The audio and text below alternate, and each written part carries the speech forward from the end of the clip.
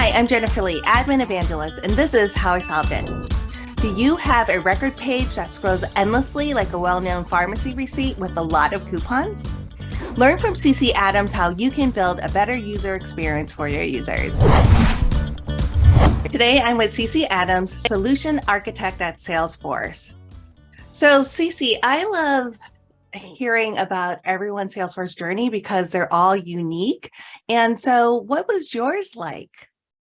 Oh, my journey was definitely non-conventional. I don't think there is a conventional one. I actually ran into Salesforce back in 2008. They were contracting with a call center where I was living. Ended up testing high, got with Salesforce, fell in love almost immediately, and did support there for a little bit over a year. Had my first baby as being in that part of the ecosystem. And then I did end up taking a step back, found myself in different industries, retail, customer service, government, just all over the place. And then I happened to have been in my office at the utility I was working at. I was downstairs and I overheard someone say Salesforce. And instantly I was like, what? Ears perked up? Ears perked up. Like, I don't know if they saw me do it, but it was very dramatic. Like, and I just kind of started listening, and that clued me in, like, oh, this company that you work at, they use Salesforce. How? So I made it my mission to find out. I never did quite find out, but I did find Trailhead while I was searching. In that job, I was working midnight, so I was working 12 a.m. to 8 a.m.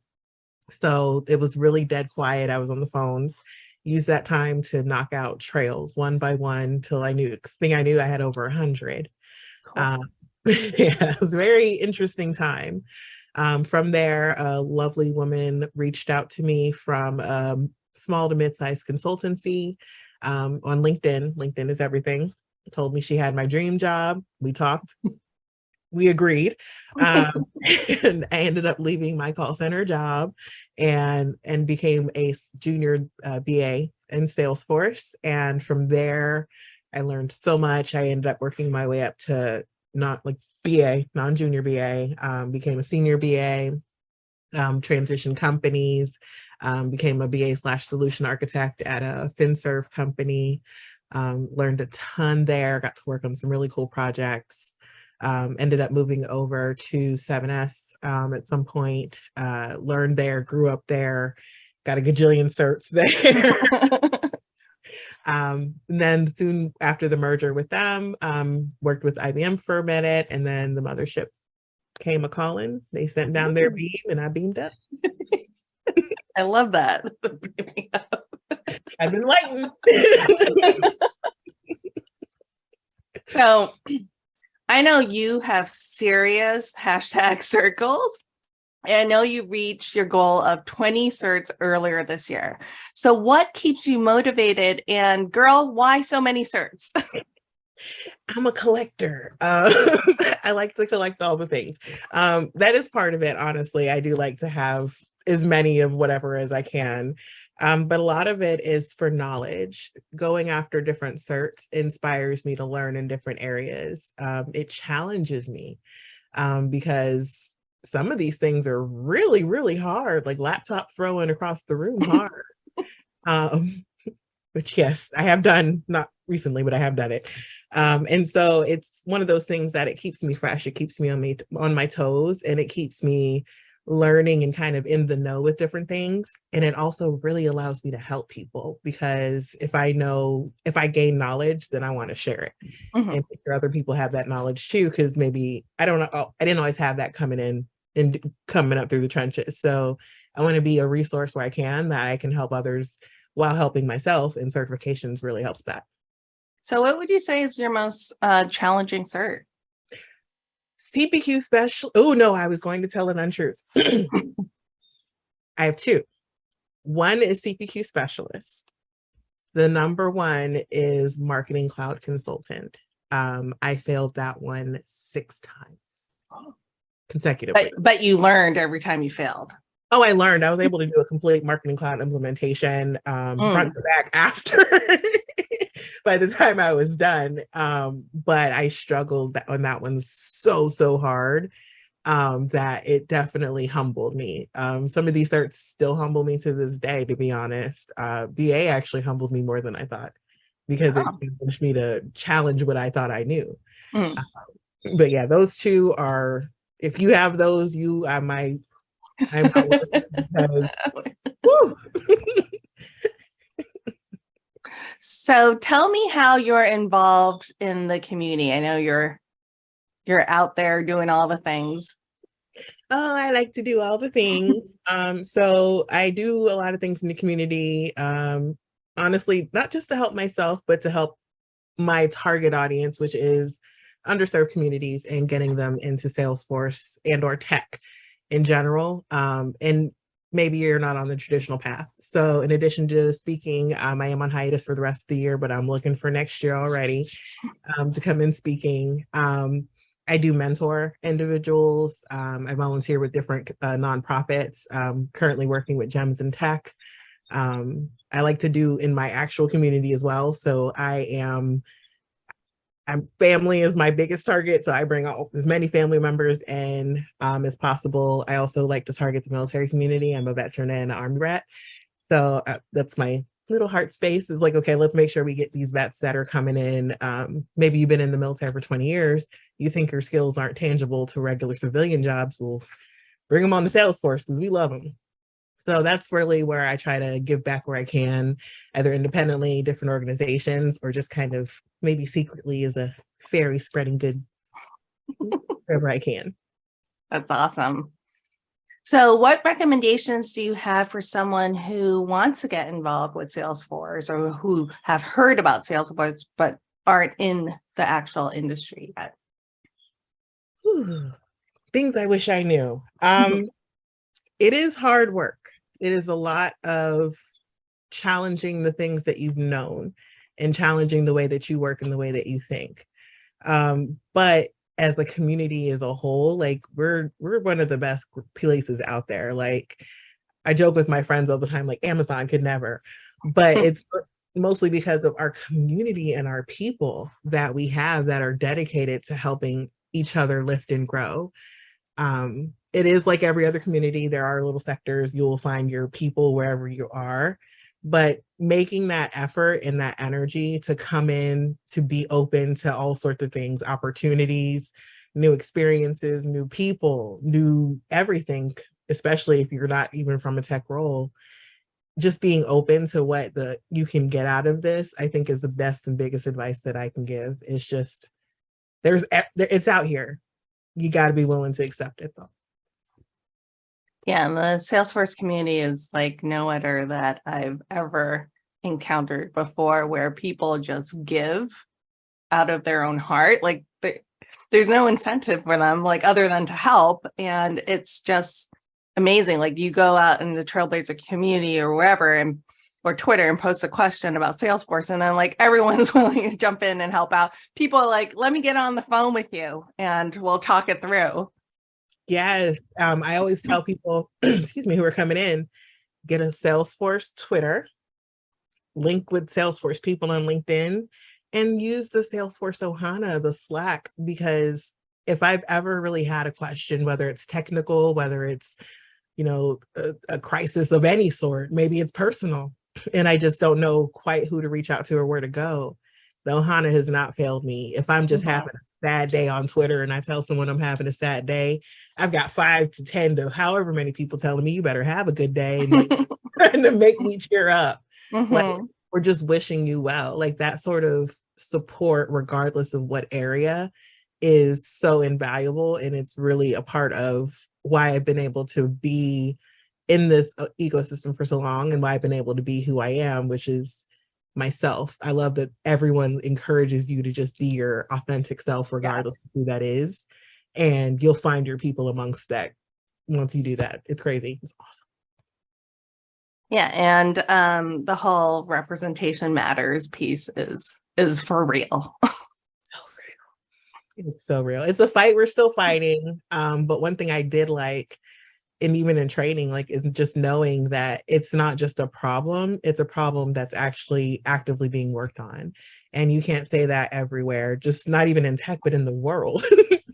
So to be on the forefront and to be able to say, hey, there's challenges, but we've identified these challenges and this is what's being done to help resolve them. Again, that's the stuff that keeps me drinking the lovely juice, bringing people into it too, and feeling confident to say, I think you can be successful here. Right. Because let's make it happen. Exactly.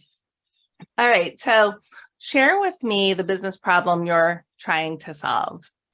Alrighty. So, and I'm sure so many of us admins have come across this before.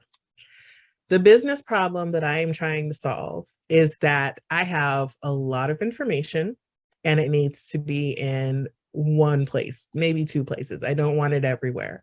I want to be able to go to, say, a contact and see not just information from the contact side, but maybe I want to see from a custom object and not have to click into that custom object. Maybe I want to look at my contact and see the information and not scroll to the end of the world, because as much as we love scrolling, sometimes we just want to see it. We don't want to have to control F. We want to be able to have it right smack there. We can use things like compact layouts, but those have limitations. We can use things like different page layouts. Those also have their different limitations. So one thing that I found when trying to condense knowledge into smaller areas is to be dynamic about it, not to make a joke. So one thing that I really love about the Lightning record pages is how incredibly flexible they are and how you can present the information in different ways and cut down on that scrolling. Now, it may be more clicking, depending on who you are and how you like to do it. But as someone we scroll all day in every other format, we're scrolling on Facebook, we're scrolling LinkedIn, the doom scrolling. Let's stop the doom scrolling in Salesforce if we can. Yes, so, exactly. I mean, I've seen, pages in Classic where you're just like, it's like that receipt that you get from that famous pharmacy. Yes. And that's the part that makes it like, oh goodness, because if you're someone who's coming from Classic, for example, you're going to be used to that scrolling, you collapse the accordion, you scroll some more, related lists are down at the bottom.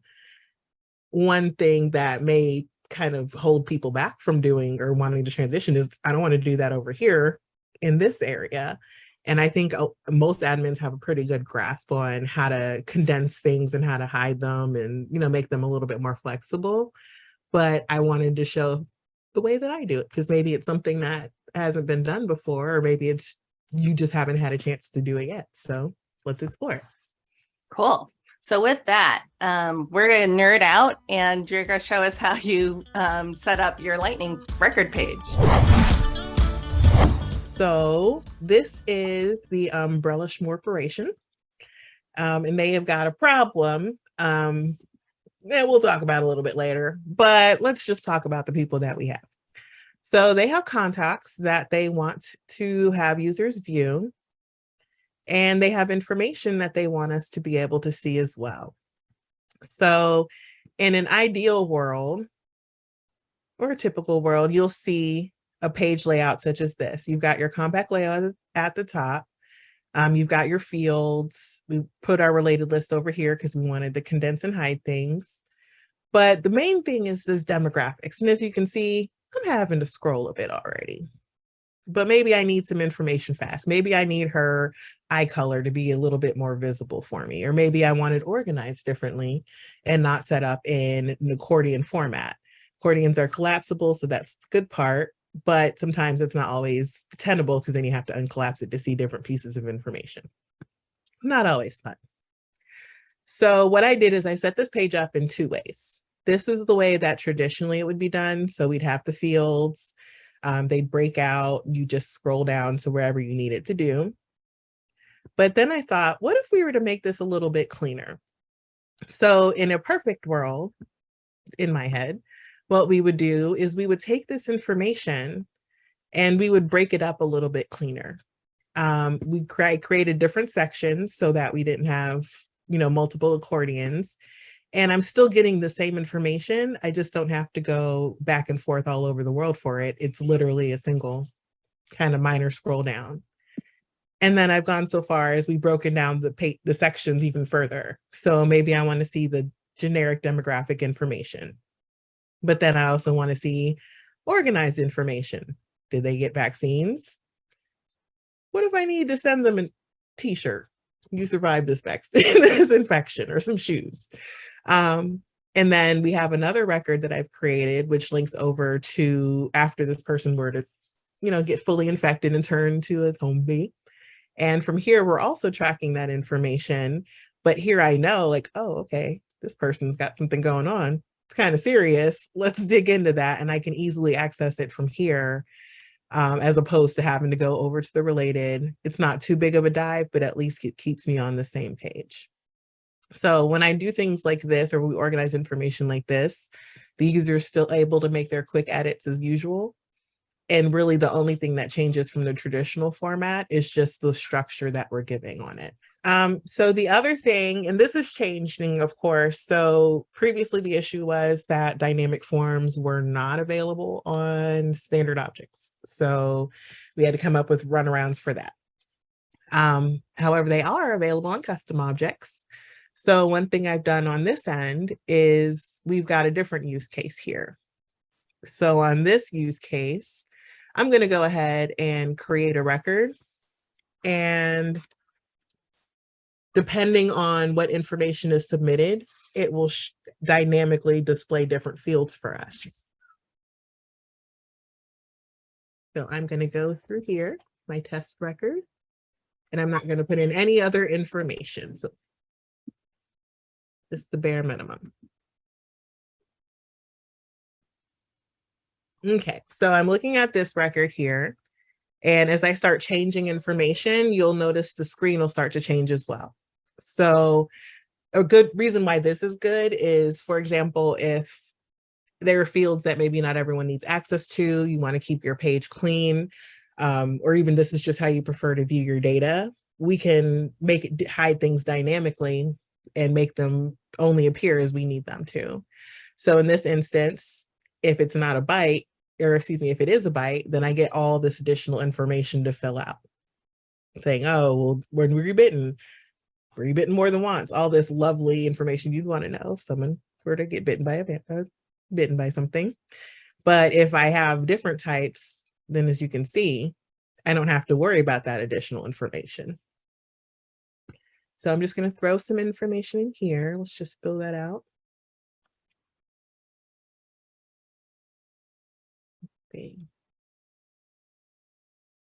And it makes all the difference as far as what we can see and what we can't see. So that's the fun of using dynamic records. It's another way to kind of offset what we did with the contacts. And it's another way to make sure that you're only seeing the information that you need to see. And then how that would break down here is you can also, these fields as well, you choose what's going on up here and they'll tell you what to fill in.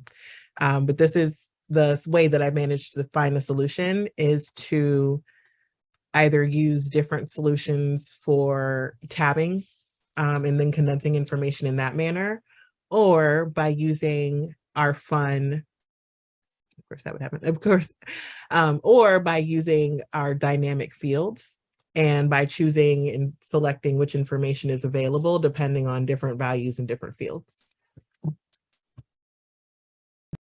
Cool. So for those who haven't ever worked with Lightning App Builder, can you show us behind the scenes how that works? Yes, I can. So what we would do is we'd edit the page. And so when you're doing it for the first time, there's a prompt that'll come up and it'll ask you to convert to a dynamic form. I like to click yes. And then I would set up the fields similar to how you would on a traditional Lightning page, except the difference is we now have fields available. So we would make sure the field section has been dragged in. And then I can add in different fields as necessary. And then I would set the actual visibility. So for example, I should only see byte source if the byte location contains ARM, for example. So if this works the way it's supposed to work, which don't trust me on a demo, then this field would only show down here if if the correct criteria is met. And that's what was done here. You can tell by the little icon for visibility. And for example, this particular date bitten is set to only show up if the transmission type, as we showed before, equals byte. If it doesn't show up, then that's likely because the transmission type isn't correct. So it adds an additional security control, and we can control a lot of different things. We can add in not just criteria with other fields, but also user criteria as well, record criteria. There's a lot of different ways we can go about controlling how the fields appear. So essentially with this, you could have one Lightning record page that's used by multiple profiles versus in Classic, you have a page layout for every single different profile or whatnot. Yes, exactly. That is the best thing I think about these. It will depend on use cases. Of course, there's typically going to be use cases for having different record types and page layouts come. But that's the one that excited me the most, was that we could just have one super dynamic Lightning page and just make sure that if we configure it properly, like everyone sees only what they need to see. You don't have to worry about migrating multiple pages, the extra hassles. And I think admins would love it too. No, I think this is great. I definitely love, like, one of the benefits of being on Lightning is the Lightning app builder page and being able to, add components and not require Visualforce pages. Being able to just set up your page any type of way that you want, and do the different columns or whatnot. So it's really just overall way flexible than your standard standard page layout. Yes, and remember, I'm coming from 2008, so Lightning was a gleam in anyone's eye. So I did have a bit of resistance to Lightning at first. I was like, I'm not going to do this. This is not what I'm used to. And now I am completely and utterly obsessed with it. And I'm always like, can we do this in Lightning? We can't do this. So when I learned about the dynamic forms, for example, coming to standard objects, literally did like a whole yes, because it changes so much development wise while making clients happier because they're able to get what they want, but it makes back end life a little bit easier too. Yeah, and you end up taking out the noise for your users. When they don't need to see all the fields, hide them. Like, I don't need to see all 50 fields on a contact record that may or may not be used at any point in time. Just tell me what's important to me. Exactly. And then if I do need to see these fields, link them to something else. You only see this if you need to. And that helps the user as well, I think, prompt them. So it helps adoption in my eyes to have it be so dynamic, because users aren't daunted. They're not kind of overwhelmed by seeing a bunch of stuff, to your point, that they didn't expect. And they can just see oh, well, if I fill out this field, I need to fill out this field, field. And they can do their jobs, which is what we all want to do, right? Exactly. Well, thank you, Cece, for showing us the power of the Lightning record page to eliminate the death by scrolling and to build a better UI for your users while making the pages maintainable for the admin. Yes. Oh, thank you so much for having me. And I hope the solution helps a lot of people as they continue to expand it. And don't be afraid to play with it. There's so much that can be done there. Exactly. And we definitely look forward to having you back and sharing your knowledge. Yes, thank you. I will always come back. You just saw how Cece Adams used Lightning App Builder to create an awesome Lightning record page for our users while making it maintainable for the admin. Sounds like a win-win situation to me. You can always find videos like this at admin.salesforce.com and also by subscribing to our YouTube channel, Salesforce Admins, so you will never miss another episode of How I Solved It. Thank you, and we'll see you next time. Awesome admin.